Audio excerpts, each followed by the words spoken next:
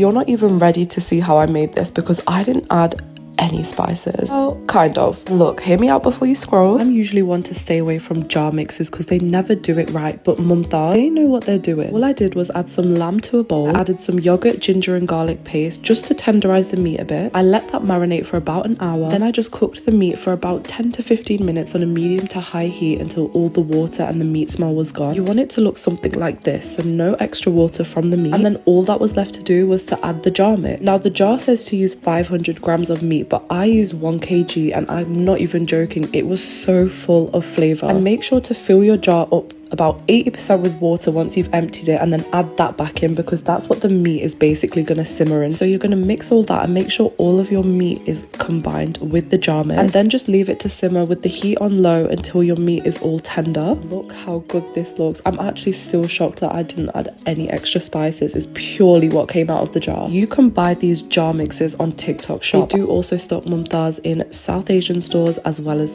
big supermarkets. The last thing to do is just garnish with coriander, ginger and some green chilies, and then just enjoy.